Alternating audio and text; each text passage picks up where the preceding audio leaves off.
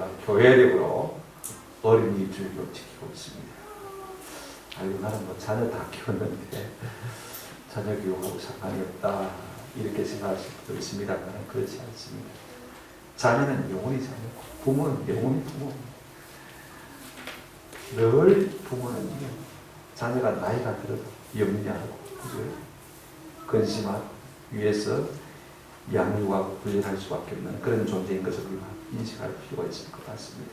근데 문제는 우리가 어린이 주일을 맞고 어린날을 맞습니다만 진작 주인공인 어린아이들이 참 점점 줄어들고 있다는 사실인 것입니다. 어딜 가나 어린아이들을 볼 수가 없어요. 교회는 물론이고 학교도 학생들이 얼마 되지 않아요. 아파트 놀이터에도요. 노는 아이들이 없어요. 아이들 건강하기가 참 힘든 것을 볼 수가 있습니다. 그만큼 우리나라는 이제 인구 절벽 시대를 받고 있습니다. 무슨 말이냐면 작년에 우리 출산율을 보니까요 0.84%입니다. 무슨 말이냐면 쉽게 이렇게 이해하면 됩니다. 두 사람이 결혼했는데 두 사람이 두 사람을 낳아야 본전치기를 하는데 한 명도 안 없는 것입니다. 한 명이 안 되는 것입니다. 겨우 한 명 조금 모자라는 것입니다. 이 속도대로 간다면 아마 50년 이후에는 우리나라 지금 5천만 인구가 절반으로 뚝 떨어져서 2,500만 정도밖에 되어지지 않을 것 같아요. 여러분 우리가 두 사람이 결혼해서 한 사람 만난다는 것은요 생육하고 번성하라고 하시는 하나님의 명령도 위반한 것이지만 자녀를 위해서도 죄를 짓는 것이에요. 이 험한 세상 우리가 다 견뎌왔는데 세상이 얼마나 험한지 우리가 잘 알고 있는데 이제 우리의 자녀들은 혈혈단신 혼자 이 땅에 살아야 된단 말입니다. 이게 부모로서 할 뜻입니까? 무엇인가? 젊은 세대들은요 좀 깊이 생각하고 고민할 필요가 있을 것 같습니다. 우리가 생육하고 번성하라는 하나님의 명령을 따라 살았더라면 이와 같은 문제는 없었겠죠.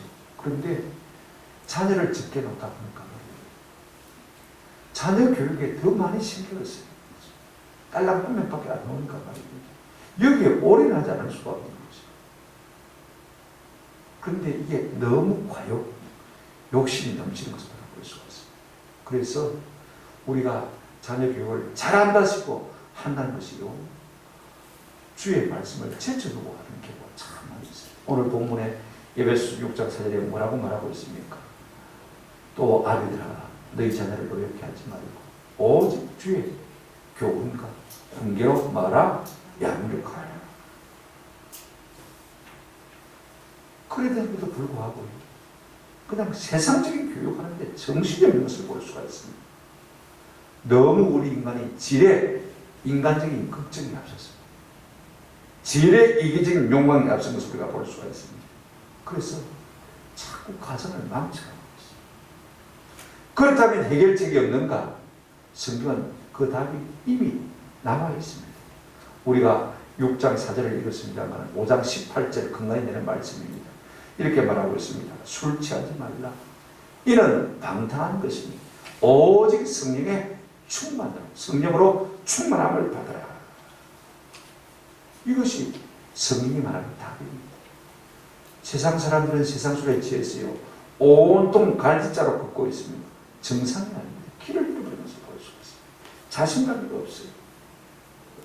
그러나 우리가 예수 믿는 사람으로서 하나님의 영이 우리 가운데 충만하게 되어지면요 모든 것이 정상으로 회복되는 놀라운 역사가 우리 가운데 일어나게 될 줄로 믿습니다. 부부 간의 갈등의 문제도 마찬가지고 부모와 자식 간의 자식과 부모 간의 갈등도 마찬가지고 또 상점과 종과의 관계 마찬가지입니다. 직장에서 상관과 부하의 관계 이런 관계들도 모든 것이 다 순리적으로 풀려나갈 수가 있는 것입니다. 오늘 본문은 성령 충만한 부모가 어떻게 자녀를 양육할 것인지 구체적인 예를 들어서 이렇게 말해주고 있는 것을 볼 수가 있습니다. 성령 충만한 부모가 자녀에게 하지 말아야 될 것이 무엇인지 꼭 해야 될 것이 무엇인지 우리에게 말해주고 있습니다. 그런데 우리가 구약의 본문을 겸하여 읽었지 않습니까? 잠언 13장 24절 말씀에 매를 아끼는 자는 그의 자식을 미워합니다. 자식을 사랑하는 자는 건실히 징계합니다. 그런데 우리가 에베소서 6장 4절 말씀에 보면 너희 자녀를 노엽게 하지 말라. 매를 치라고 했다가 자녀를 노엽게 하지 말라 그랬습니다. 그죠? 도대체 어느 말이 맞는데 서로 대립되는 거 아니냐? 우리가 이렇게 생각할 수 있습니다만은요, 그렇지 않습니다. 상쇄되는 말씀이 아니라 상호 보완의 말씀인 것입니다. 오늘 우리는 가부장적인 제도에 대한 너무 지나친 반작용 때문에요. 온 사회가 막 너가 알아서 살아라. 자유방임주의로 걸고 있는 것을 볼 수가 있습니다. 이것은 결단코 성경적인 원리가 아닙니다. 균형이 필요합니다.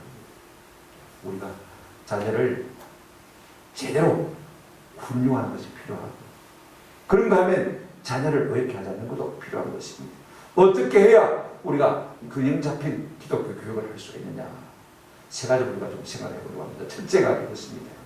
구약 성경은요, 자녀에게 매를 아끼지 말라고 합니다. 잠언 13장 24절, 매를 아끼는 자는 그 자식을 뭐함이라? 우리 같으면 사랑하는 매일이 되는데 그 자식을 미워합니다. 자식을 사랑하는 자는 건실히 만다고 했습니까? 징계합니다.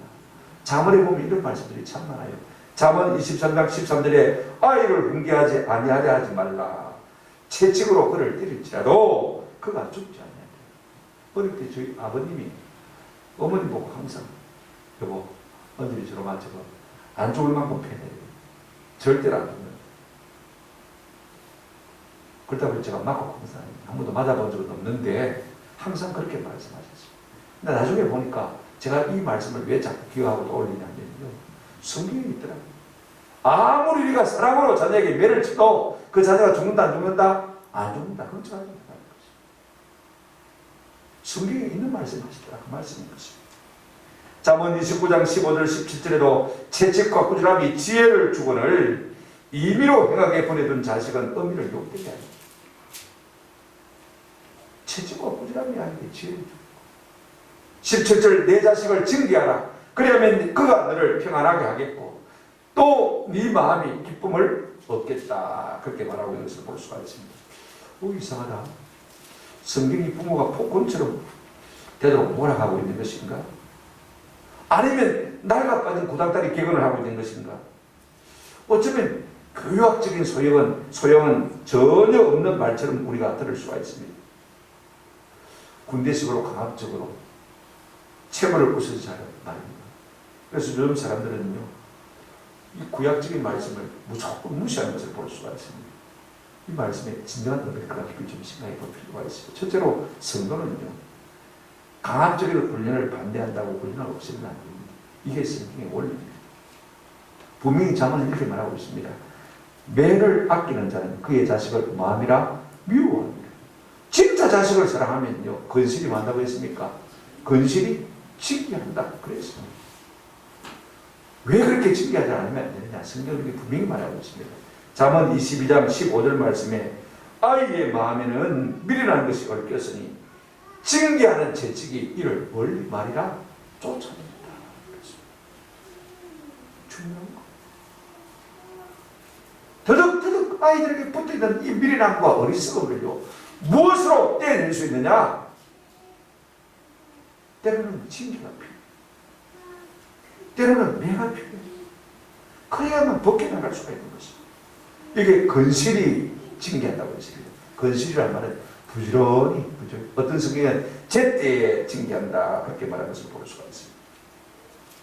오늘날 사람들은 이거 다 일제 식민 잔재가 아니냐, 군사 독재 잔재가 아니냐, 무조건 청산해야 된다 그렇게 말하고 있습니다만, 그러나 성경의 원리가 틀리거나 같은 것을 결단하고 있는 것입니다.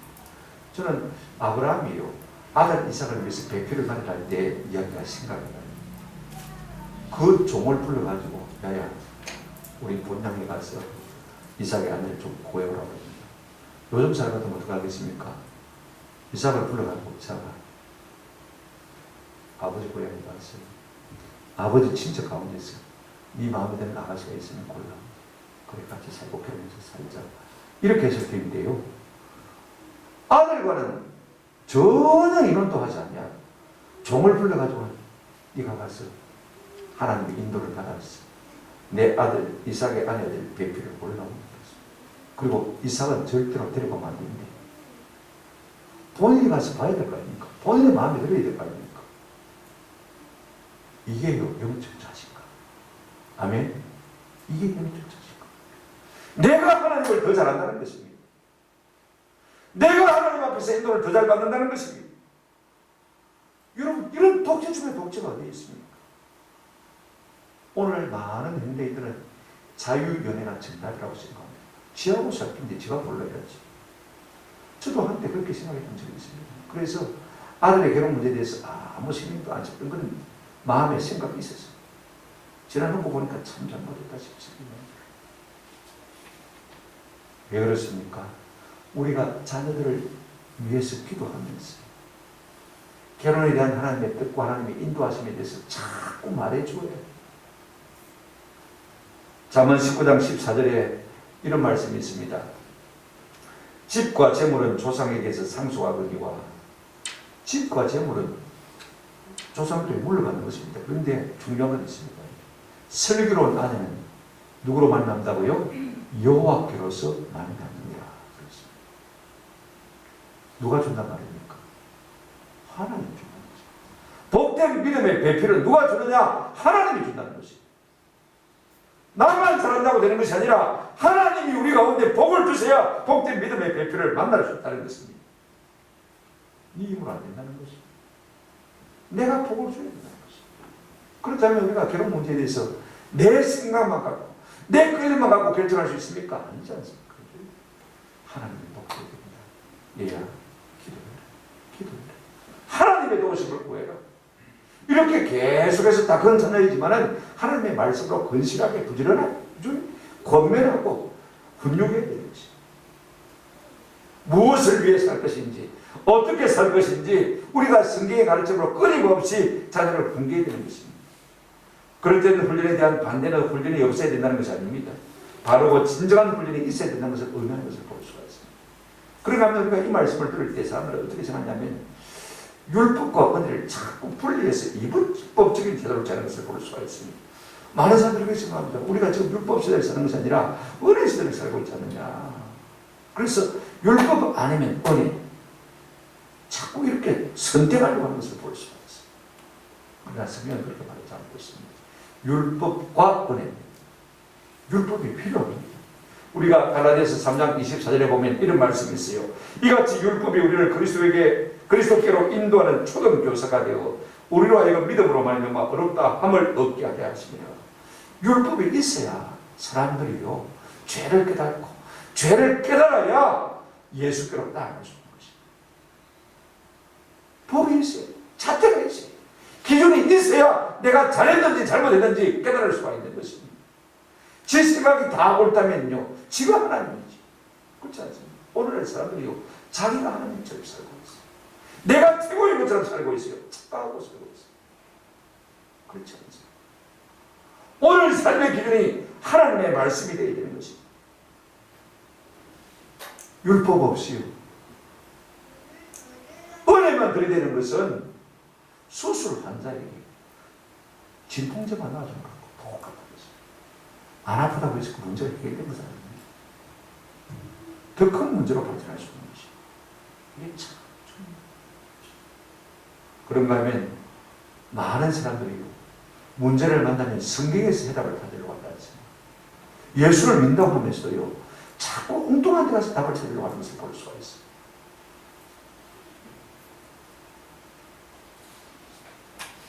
저는 우리의 모든 문제에 대한 해답, 심지어는 부부관계 문제도 마찬가지고 자녀 교육에 대한 문제도 마찬가지고 또 회사에서 일하는 모든 갈등에 대한 문제도 마찬가지고 성경에 답이 있다고 생각합니다. 그러므로 구약 성경이 원하는 바는 타락한 죄성을 가진 인생은 어디 있으나 훈련이 있어야 된다는 것입니다. 징계가 반드시 있어야 된다는 것입니다. 저는 조금 더 오래 살고 싶은 욕심이 있어요. 왜냐하면 우리 아버지가 저를 너무 빨리 떠나가셨기 때문에 우리 아버님이 좀 오래 같이 살아계시더라면 내 인생이 지금보다는 훨씬 낫지 않았겠습니까? 훨씬 더 복되지 않았겠느냐. 그런 아쉬움이 항상 있어요. 그분이 내 교사가 되어주셨다. 나를 좀 더 말씀으로 양육해 줬더라면 훨씬 더 좋은 목사가 될 수 있었겠다. 그 생각이 들기 때문에 내가 부족하지만 조금 더 살아있었어. 하나님의 말씀에 진리됨을 좀 자녀들에게 선포하면서 살았으면 좋겠어. 내가 살아보니, 내 지식대로 살아보니, 내 생각대로 살아보니 그게 아니더라. 성경이 좀 어리석은 것 같고 성경이 좀 우둔한 것처럼 보여도 그 말씀이 진리더라. 그 말씀으로 살았더니 내 인생이 복되더라. 내 실패와 내 허물을 말씀에 비추어서 감정하면서 자녀들에게 일러주면서, 물론 자녀들이 다 컸습니다만요, 그렇게 말씀해 주면서 살고 싶은 것입니다. 그러면 우리가 어느 정도까지 자녀를 징계해야 되느냐? 에베소서 6장 4절은 자녀를 노엽게 할 정도로 징계해서는 안 된다라고 말하고 있는 것을 볼 수가 있습니다. 그렇다면 우리가 두 번째로 넘어가십시오. 자녀를 징계하긴 합니다. 우리가 채찍질하긴 합니다. 매를 치긴 칩니다. 분죽을 합니다. 그런데 어느 정도까지 할 것이냐? 오늘 6장 4절은 두 번째 단계를 이렇게 말해주고 있습니다. 너희 또아비들아, 너희 자녀를 마게 하지 말고 노엽게 하지 말고. 우리가 어디까지 징계될 것이냐? 자녀들이 그 징계 때문에 노여워하고 마음이 상심하면 안 된다는 것입니다. 고린도서 3장 21절에도 비슷한 말씀이 있습니다. 아비들아, 너희 자녀를 노엽게 하지 말지니 말까 함이라 낙심하지 말까 합니다. 우리가요, 아무리 자녀 교육의 전문가라 할지라도 하나님 아닌 이상 자녀의 마음을 알 수가 없습니다. 내가 어느 정도 강도로 자녀를 양육해야 자녀들의 마음이 상하지 않을지, 자기들의 마음에 상처가 되지 않을지 우리가 잘 알 수가 없습니다. 그렇지 않습니까? 그렇다고 해서 우리가 구독이 무서워서 장을 못 담그겠습니까? 그래서 막 자녀들을 방치해버리면요, 오히려 더 큰 해를 초래할 수가 있는 것입니다. 그러면 어떻게 해야 부모가 자녀의 마음을 낙심하지 않게 할 수가 있습니까? 자녀의 마음에 노를 바라지 않게 할 수 있습니까? 자녀의 마음에 상처가 되지 않게 할 수 있습니까? 간단합니다. 5장 18절 말씀이 원리라고 말씀하셨죠. 술 취하지 말라. 오직 성령으로 마음을 받으라. 충만함을 받으라. 여러분, 부모가 된다는 것은요, 성령의 충만함을 받아서 능력을 절제할 수 있는 힘이 참 필요합니다. 보십시오. 성령의 능력은요, 어떤 것이냐? 디모데후서 1장 7절에 보니까 이런 말씀이 있습니다. 하나님이 우리에게 주신 것은 두려워하는 마음이 아니요, 오직 능력과 사랑과, 한번 따라합시다. 절제하는 마음이니. 절제하는 마음. 여러분, 술 취한 사람은요, 항상 방탕기가 있습니다. 쉽게 화를 내고 과격한 언행을 하고 균형과 판단력을 잃고 자제력이 잘 없습니다. 자신의 감정을 조절하지 못해요. 그러나 우리는 성령의 세수에 사는 사람들입니다. 성령 충만한 사람의 특징은요, 절제하는 것입니다.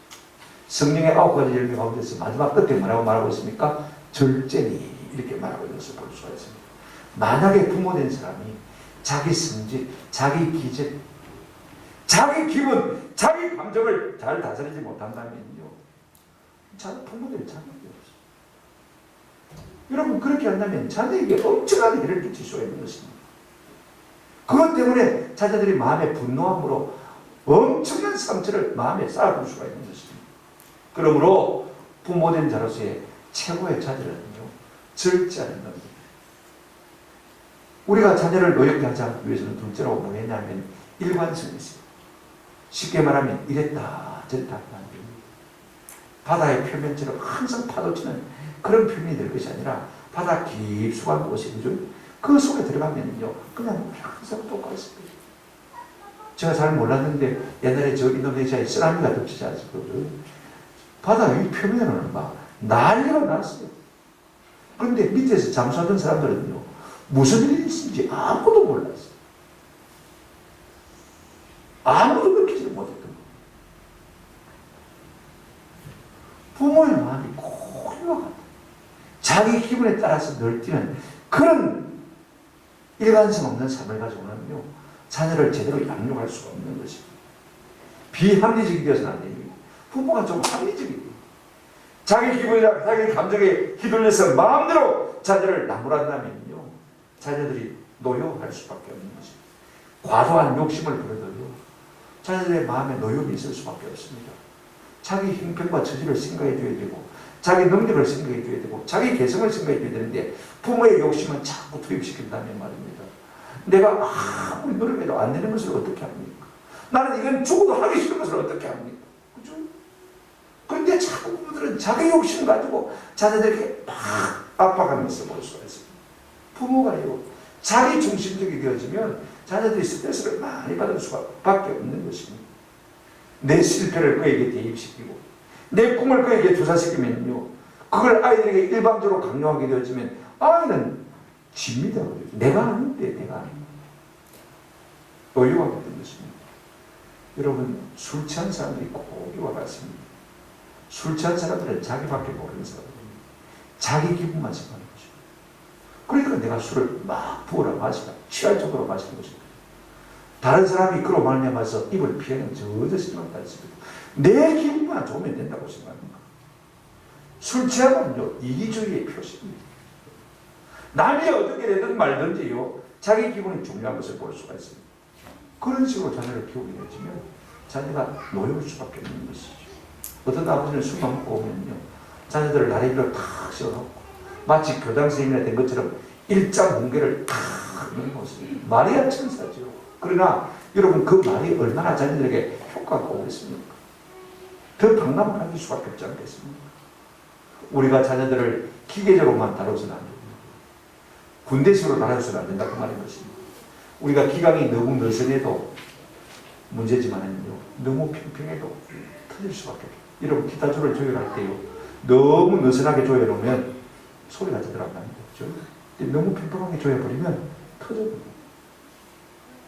자연스럽게 조금씩 훈련의 강도를 대나가는 거예요. 그런가 하면요 자녀를 홍통하게 다루면 안 돼요. 어떤 부모들은요 마치 그것이 내 소유 그냥 내 마음대로 자녀들을 다루려고 하는 것을 볼 수가 있습니다. 내 소유가 아닙니다. 하나님이 잠시 우리에게 맡기신 선물이라는 것을 기억할 필요가 있습니다. 그러므로 부모는 자녀를 양육할 때 강요가 아니라 감동을 줘요. 아이들은 부모 앞에서 그런 것이 아니라 부모 뒤에서 겁니다. 부모의 본을 보고 가셔요. 잘하는 것입니다. 나는 그렇게 하지 않냐면서 너는 정직해라. 너는 돈만 보고 살면 안 된대. 자기는 돈만 보고 살면서 말. 그럼 그게 무슨 말이 되십니까? 말이 안 되지 않습니까? 성경 논리가 부모는 평생 과거에 성령 피어서 있는 그 모습을 보여주지 않았습니다. 기도해라. 자기가 언제 기도한 적이 있습니까? 저는 우리 부모들이 일부러라도요 아이들이 학교 갔다 올 때쯤 되면 한쪽 방문을 삐꼭 열어놓고 좀 기도하세요. 엄마 하고 불러 들어와도요 소리가 안 나요. 문이 삐꼭 열려서 들여다보니까 기도하고 계시거든요. 우리 엄마는 나를 위해서 기도하시는 그렇게 보여주세요. 그래야 부모가 된다는 것은 쉬운 것이 아니구나. 인생이 쉬운 것이 아니구나. 그래서 기도를 배우게 되는 것입니다. 우리가 이걸 알아야 됩니다. 저는요 좀 덜 된 아버지라서 그런지 참 우리 큰아이에게 참 못할 일을 참 몇 가지 했다 싶은 생각이 들 때가 많습니다. 그 생각이 나면 길을 가다가 눈물이 납니다. 우리 아이가 한 6살, 7살 때쯤 되면 구인교회 있을 때인데 우리 아파트에서 교회까지 한 100m 정도 되니까 그 중간에 한 50m쯤에 유일한 매점이 하나 있어요. 군대 매점이 하나 있어요. 주일에 저는 헌금을 주면 가지고 가다가 친구들하고 500원 사먹고 하는 거예요. 그 6살, 7살 아이를 제가 얼마나 두들겨 패하는 거지.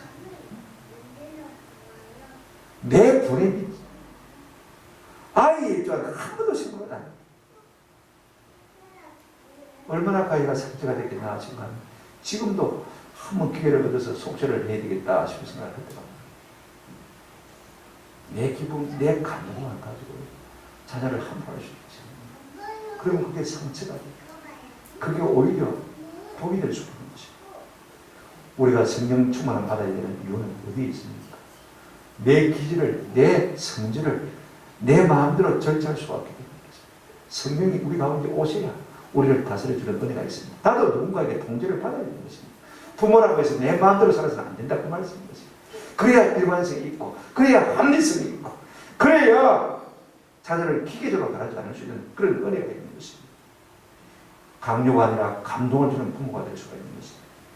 여러분 자녀 교육이 내 생각, 내 관점, 내 표준을 주입하는 것이 아닙니다. 하나님의 말씀이 표현되는 것입니다. 결국은 어떻게 되는 것입니까? 주의 교양과 훈계로 양육되는 것입니다.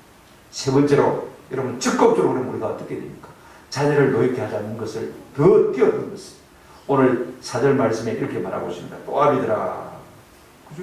너희 자녀를 노엽게 하지 말고 그 다음에 뭐라고 말하고 있습니까? 오직 주의 교훈과 훈계로 말하 양육해라. 노엽게 하지 않는 것으로 거치지 말고 계속해서 하나님의 말씀으로 가르치라. 여기 보니까 오직 주의 교훈과 훈계로 양육하라. 다른 말로 번역할 수 있는데 그러나 주의 교훈과 훈계로 양육하라. 이렇게 번역할 수 있는데 오직 그 행간에 따라서 유일하게 하나님의 말씀을 가지고 양육하라고 말하고 있는 것을 볼 수가 있습니다. 여러분 교훈과 훈계는요 약간의 성격이 틀린 것입니다. 교훈은 예방적 조치, 그죠? 성경 좀 읽어라, 기도 좀 해라, 그죠? 거짓말하면 안 되는데 남의 복을 줘서는 절대 안 돼요. 하나님 사랑해, 그죠? 예방적 조치입니다. 하나님 앞에서 바른 인기가 없이 살도록 자꾸 미리 예방 주사를 놔주는 것입니다. 훈계는 뭐냐면요, 늘 하나님의 말씀을 듣다고 해서 사람들이 그대로 삽니까, 그죠? 잘못할 수가 있습니다. 거짓말할 수가 있습니다, 그죠? 그럴 때 어떻게 됩니까? 훈계, 책망이 되는 것입니다. 여러분 성경은요 이런 기름을 다 가지고 있습니다. 디모데후서 3장 16절 보시면요 모든 성경은 하나님의 감동으로 되었나니 그 다음에 뭐라고 했습니까? 제일 먼저 교훈가 그랬습니다. 자꾸 예방적으로 치료하는 것을 볼 수가 있습니다. 그 다음에 그럼에도 불구하고 잘못됐을 때 뭡니까? 책망합니다. 치료하죠. 그죠? 의로 교육하고 바르게 하고 계속해서 치료해나가는 것을 볼 수가 있습니다. 그러니까 우리가 자녀들에게 예방주사만 접종할 것이 아니라 잘못됐을 때 계속해서 하나님의 말씀으로 바로 잡아야 되는 것입니다. 내가 내 말로 바로 잡으려고 하면요 자녀들이 튀어요. 하나님의 말씀으로 바로 잡는 것이 꼭 필요한 것입니다. 그런데 중요한 것이 하나 있습니다. 오늘 본문을 보시면 이렇게 말하고 있습니다. 아비들아 오직 주의 교양과 훈계로 자녀를 말하고 있습니까? 양육하라 그랬습니다. 오늘 우리는요 예수 믿는다고 하면서도 하나님의 말씀은 말씀이고 내 자녀 교육은 내가 알아서 한다. 그런 마음을 가졌습니다. 무슨 말이냐면 내 생각 가지고 내 교양 가지고 세상 지식 가지고 학교 성적 위주로 지식 위주로 자녀를 교육하는 것을 볼 수가 있습니다. 여러분 부모가 할 일은요 그게 아닙니다. 부모가 할 일은요 뭐냐면 오직 주의 교양과 훈계로 말씀 교육이 부모의 할 일인 것입니다. 우리 하나님은 모든 사람이 다 진리를 알기를 원한다고 했습니다. 우리 하나님은 모든 사람들이 그를 아는 지식 가운데 자라가기를 원한다고 했습니다. 여러분 자녀만 그런 것이 아닙니다. 여기는 부모도 포함되어 있는 것입니다. 그러니까 부모인 우리가요 말씀으로 충만해져야 그 충만한 말씀이 내 입을 통해서 흘러나와서 자녀에게 흘릴 수가 있는 것입니다. 저는 먼저 우리 자신들이요 말씀으로 좀 충분히 우리가 먹을 수 있는 은혜가 있기를 주님의 이름으로 축원합니다. 말씀을 먹어놓으면요 말씀이 절로 나오는 게 있습니다. 제가 군에 있을 때 우리 여단장님 아침에 참모에 하면 그런 얘기를 한마디씩 합니다. 어제 우리 목사님 설교에서 이렇게 말씀하실 때 알았나? 좀 이 말씀 마음에 새겨요. 우리 여단장님이 내 설교를 리바이벌 해줘. 그럼 나는 또 교회 설교할 때 우리 여단장님 이런 말씀 하셨는데 우리가 알아들어야 되겠죠. 이렇게 하는 게 좋겠죠. 서로 맞장구를 하세요. 여러분이 자녀에게 할 말이 없거든요. 들은 설교하죠. 내가 유튜브 방송에 보니까 이렇게 목사님 설교 주일 예배하는데 이렇게 설교한다. 내 이야기를 안 들으려고 하는 거죠. 하나님의 말씀에 이렇게 되어 있지 않냐. 자꾸 때를 얻든지 못하든지 부지런히 하나님의 말씀으로 그들에게 넣어줘야 해요. 우리의 교과 과목은요 세상 학문이 아닙니다. 무엇이에요? 오직 주의 교양과 교훈과 훈계로 뭐해라? 양육해라. 두 번째 우리가 생각할 것은요, 이 말 속에는 부모들이 직접 자녀를 양육할 것을 고민하고 있습니다. 또 아비들아 그렇습니다. 아비가 양육의 주체가 되어서 말하고 있습니다. 아이고 엄마들은 우리는 아닌가? 그래서 잘 때있네요. 어떤 사람들은 우리는 빼놓고 얘기하고 섭섭할 수 있습니다만요, 순전한 생각입니다. 성경의 의미는 그렇습니다. 부모들이 자녀를 뭐해라? 양육해라. 그 말인 것입니다. 부모가 교사가 되고 가정이 학교가 되고 그 다음에 교과서는 무엇입니까? 성경이 교과서가 됩니다. 근데 오늘은 어떻습니까? 예수님 가정도 아예 돌만 지나면 어린이집 보내버려요. 키우는 것이 힘들거든. 힘을 많이 들거든. 혼자서 부치거든. 대가족 제도가 되면 서로 봐주면 되는 게 그죠? 단순히 키워야 되니까 얼마나 힘듭니까? 그러면요, 어릴 때부터 하나님의 말씀으로 양육할 기회를 놓쳐버려요. 4살부터 14살까지가 참 중요한데 하나님의 말씀으로 양육할 선제 교육의 기회를 스스로 포기해버려요. 좀 힘든 거죠. 우리가 아이를 젖먹이면서 기도와 말씀으로 양육하는 것이 얼마나 중요한지 모릅니다. 교회들마다 옛날에는 다 선교원이 유행을 했습니다. 근데 지금은요, 다 버리고 교회들 가운데 유치원, 어린이집 하는 교회가 드물어요. 여러 가지 경쟁 때문에 문제도 많겠지만 힘든 것이에요. 오히려 돈이 더 많이 들어갑니다. 그러니까 막 다 포기했습니다만, 여러분 결국 이로 말미암아서 교회가 돌아온 것이 무엇입니까? 교회의 주일학교가 없어진 것이 여러분 우리가 받은 대가 아닙니까? 다행히 교회들마다 대안학교를 하고 있는 교회들이 조금씩 늘어나는 것으로 볼 수가 있습니다. 저는요, 교회가 유치원 회복하고 초, 중, 고등학교로 교회가 해야 된다고 봅니다. 이미 공교육은요, 성경에서 말하는 기본의 수위를 넘어섰습니다. 아예 진화론 가르치죠. 아예 동성애 가르치죠. 아예 사회주의 가르치죠. 학교 교육 보십시오. 저는 우리 효민이가 사회책을 가져왔을 때 읽고 깜짝 놀랐습니다. 벌써 한 15년이 지났지 않습니까? 벌써 교과서가 빨갛더라고요. 이거 보고 제가 깜짝 놀랐어요. 이미 통제를 우리가 할 수가 없는 시점에 다른 것을 우리가 개발할 필요가 있습니다. 우리가 교회에서 한 교회가 초중고 대 할 수 없잖아요. 검정고에서 한 교회가 초등학교 많고, 또 다른 교회가 중학교 많고, 또 다른 교회가 대학교 많고, 그러면 예수님 사람이 다 아이 그리로 보내야 되는 거죠. 요즘 대안학교들이 얼마나 잘하고 있는지 몰라요. 제 친구 목사님도 대안학교를 하고 있는데 저 충청북도 음성 제천에 대학 캠퍼스 같은 두 캠퍼스를 갖고 있어요. 제가 우리 효민이 때문에 한번 전해드린 그 교사 명단을 사진하고 다 보내봤는데 보니까요, 뭐 한국에서 대학에서 학사 받은 사람 거의 없더라. 다 외국에서 학사, 석사, 박사 교육받고 대학교 교사들. 근데 거기서 신앙생활 잘하죠. 그죠? 그 다음에 말씀대로 바로 가르치니까 아이들이 한국에 대학에 가는 사람은 한 사람도 없어요. 한 40명, 50명 졸업하면요, 전부 아이브리그에 다 가요. 올해도 다 올려놔버려요. 뭐 그것도 중요하지만 제가 말씀드리고 싶은 것은요, 아비들아, 부모들아, 이렇게 말하고 있어요. 가정에서 가능한 교 부모가 교사가 되고, 가정이 학교가 되고, 교과서는 성경이 됩니다. 내가 책임진다. 그 말씀. 아니, 말씀은 좋지만, 그럼 구체적으로 우리가 어떻게 될 것이냐? 어느 정도가 우리가 할 수가 있느냐? 요즘 부모들이 얼마나 바쁩니까? 그죠? 자녀 얼굴 보기도 힘들고, 자녀들도 부모 얼굴 보기 힘들고, 저건 나름대로 바빠가지고. 그럼 우리가 어떻게 해야 주의 교훈과 분계로 양육하는 것이냐? 제가 한 5가지만 간단하게 말씀드리려고 합니다. 첫째, 가정 예배를 해주십시오. 매일 드리는 것이 힘들다. 그러나 일주일에 한 번만큼 토요일 저녁이라도 예배를 드리면서 주일 예배를 준비하는 것이 참 필요해요. 이것이 아무것도 아닌 것 같지만요, 자녀의 심령 속에 하나님의 은혜가 흐르게 하고 하나님의 지혜와 진리가 심리되는 가장 복된 시간인 것입니다. 그런가 하면 일상 대화 가운데서 잔소리하지 마십시오. 세상에서 주는 이야기 하지 마십시오. 그냥 성경 말씀만 듣든지 안 듣든지 들려주시기 바랍니다. 참 중요해요. 언젠가는 그 말씀이 그 가운데 살아갈 때가 있는 것입니다.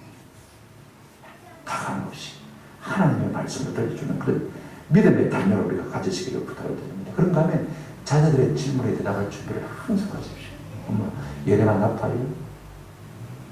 그럴 때 우리가 뭐라고 답하겠습니까? 한번 생각해 보십시오. 내 생각에는 그렇지만 성경은 이런 게 모릅니다. 그죠? 항상 자녀에게 답할 것을 준비해줘요. 내 상식과 내 생각을 가지고 말할 거면 준비할 필요가 없죠. 그냥 흘러 나오죠. 그러나 하나님의 말씀을 내가 전해줘야 된다면 준비를 해드려야 되죠. 네 번째로 여러분 항상 모범을 보여야 돼요. 부모는 제대로 예배하지 않으면서 자녀 보고 예배할 수가 없습니다. 부모는 성경 읽지 않으면서 자녀 보고 성경 읽으라 해봐야 아무리 그래 해봐야 헛수. 자기는 남을 도우지 않으면서 남 도우면서 살아요. 그런 거 아닙니다. 여러분 같이 엄마가 오늘 좀 따라가자. 그래서 반찬을 가지고 선거집에 찾아가는 것입니다. 그걸 보는 것이요. 아니면 심부름을 시키는 거죠. 우리 어릴 때는 우리 엄마가 항상 심부름을 시켰어요. 이거 김목사님 갖다 주고, 이거 목사님에게 갖다 주고. 어떤 때는요, 제가 가서 잉어를 큰 거 한 마리, 그 다음에 발톱만한 작은 거 한 마리, 두 마리 갖고 왔습니다. 근데 우리 아버지가 느닷없이 큰 놈 그거 목사님 갖다 드리라 했거든. 작은 놈도 있는데요. 아이가 큰 놈 갖다 드려. 이 성을 그걸 배우는 거. 그렇게 하는 거 보면 본을 보이는 거예요. 본을 보이는 거. 본체가 없이 어떻게 교육이 됩니까? 신앙자거든. 그래서 이런 믿음의 가정에서 자라난 사람들하고 그 다음에 중간에 와서 예수님 삶하고 조금 차이가 있어요. 믿음의 본체가 없기 때문에 말입니다. 구체적으로 삶에 들어가서 그것이 잘 형성되지 않는 것을 우리가 종종 보게 되지 않습니까? 다섯 번째로 재경험. 위인전도 중요하지만 신앙 전개를 이렇게 하는 것이 참 중요합니다. 어릴 때 우리 어머니가 사랑의 원자탄 읽으면서 마음 오시더라고요. 그래서 내가 어머니가 다 읽고 난 다음에 지금 어머니가 가지고 와서 읽었는데 내 역시 손남원 목사님의 사랑의 원자탄. 나도 이렇게 살았으면 좋겠다. 평생에 내 마음에 못 들어. 사랑하는 죽으리라. 사랑하면서. 그죠? 그런가 하면 안 해줄 사모님에 죽으면 죽어야겠다. 죽으면 삽니다. 우리 어머니도 그거 가지고 일주일 내야 오시더라고. 내가 또 설거머니 와서 읽어보니까 말입니다. 나도 일주일 내야 오셨어. 오직 믿음으로 살게 돼. 데이비드 보네이들의 영적 일기라는 책을 읽었습니다.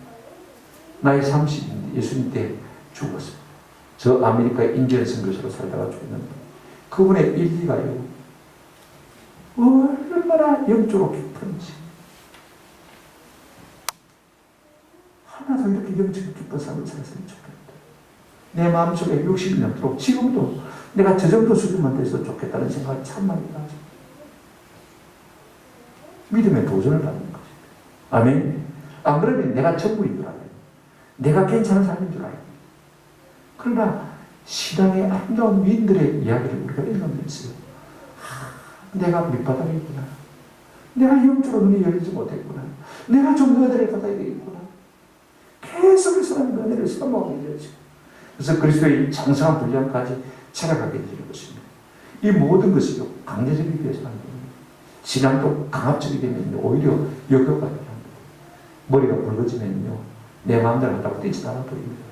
그때는 못 붙들어요. 어릴 때야 억지로 막 교회 나가 예배해 이러지만은요. 고등학교만 가도 요즘 아이들 마음대로 하고 계세요.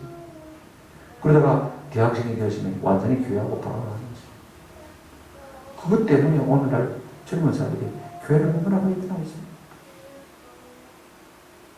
우리 밖에 있는 양들 우리가 좀 부지런히 찾아요. 얘야, 내가 잘못했다. 내가 그때 시간이 어렸을 때 미안하다. 잘해라. 용서를 구하고 다시 죽기로 돌아오기를 사모하고 위해서 기도해줘. 우리 어머님은 아버님은 새벽기도 갔다 오시면 저희 머리맡에서 항상 기도하셨습니다. 그러면 기도 소리를 듣고 우리가 자연스럽게 잠이 깨잖아요. 그러면 자연스럽게 새벽 기도가 이어지는 거죠. 일어났나 예배하자. 일어났나 예배하자. 그러다가 조금 크니까 그러면 6시 반에 예배하자. 그래서 6시 반 평생을 놓치지 않고 그렇게 하는 거죠. 목사가 되다 보니까 자연스럽게 새벽 기도가 이어지고 목사가 안 돼서도 아마 이어졌을 거. 왜? 그렇게 부분을 보여주셨어요. 자연스럽게 써야 되는 거. 우리가 강제해서 강요해서 하려면요 못합니다. 할 수가 없습니다. 말씀을 맺습니다. 여러분 저도 인생을 살아왔습니다만 농사 중에서 가장 어렵고 힘든 것은 자식 농사. 제 마음대로 안 되는 것이 뭐라고요? 자식 농사입니다. 그러나 우리가 낙심하지 아니하고 씨를 뿌리면요 때가 되면 반드시 말릴 것입니까? 뿌려질 것입니다. 이미 아이들이 다 컸다고 낙심하지 마십시오. 부모는 여전히 부모입니다. 자식은 여전히 자식입니다. 아무리 자식이 나이가 들어도요 부모 보기에는 자식입니다. 잠언 17장 6절에 이런 말씀이 있습니다. 한번 펴주실까요? 손자는 노인의 멸류관이요 아비는 자식의 영광이라. 이 말만 가지고는 여러분 쉽게 이해가 안 되죠. 한번 더 합시다. 잘 자란 손자는 노인의 멸류관이 우리의 상급이라고 말입니다. 아이가 잘 자라주면 그게 내 상급입니다. 그 다음에 잘 키운 아비는 자식의 영광이라. 부모가 자식을 잘 키우면 그 자식이 영화롭게 되는 것이. 아멘. 여러분 우리 인생은요 70, 80을 살고 끝나지만 자식을 통해서 영원을 살 수가 있습니다. 내 인생, 내 자아 성취를 위해서 한평생 애쓰고 수고하고 70, 80에 끝나버리고 아무도 기여하지 않는 것보다 내가 자식을 위해서 헌신하고 투자하고 그 믿음이 그 자자손손 대대로 이어진다면요 진짜 영혼을 사는 거. 세상에서 명예, 지식, 돈 얻겠다고 자식 농사 포기하는 사람처럼 어리석은 사람이 없습니다. 우리는 지금 내가 희생해도 하나님의 말씀대로 자녀를 양육하면요 하나님께서 그 자녀를 복주셔서 내가 자자손손 대대로 살 수 있는 것입니다. 우리 고신대학의 김상윤 장로님이라는 분이 은퇴하셨습니다만 이분이 참 대단해요. 내가 교회에서 문제가 막히고 하면 그분에게 전화해보면 그분은 체득에서 다 알고 있는 거. 교과서를 통해서 알고 있는 게 아니고 자기가 보고 듣고 경험해서 알고 있는 거. 3대, 4대 부모 손까지 얼마나 kindn하게 사셨는지 모르겠어요. 지금도 밑에 3, 4대까지 참 좋아해서 생각했어요. 장로님, 나도 자자손손 대대로 복을 받게 하려면 믿음으로 살면 되겠네요. 아이고 목사님 무슨 말씀입니까? 진짜 프로, 진짜 프로. 위에 3, 4대가 생겨놓으니까요. 아래로 자자손손 대대로 복을 받는데 얼마나 경험한 삶을 사는지 얼마나 부러운지 모르겠어요. 여러분 그와 같은 자녀 손세대를 보신다면 우리 믿음의 세대들이 먼저 씨를 뿌려요. 좀 내가 희생. 그래야 그것이 걸음이 되어서 아름다운 믿음의 명문 가정으로 거듭날 수가 있는 것입니다. 부탁을 드립니다. 내 인생 당장 잘 되고자 자식 농사 포기하고 대충 피우면요 그만큼 마음의 고통을 받을 수가 있습니다. 그러나 내 인생을 투자했습니다. 우리 자식 농사 잘 되기를 소원하고 주의 말씀을 따라서 양육한다면요 반드시 자자손손 대대로 주 앞에서 복을 받는 복된 믿음의 명문 가정을 이룰 줄로 믿습니다. 이 같은 은혜가 있기를 주님의 이름으로 축원합니다. 아멘.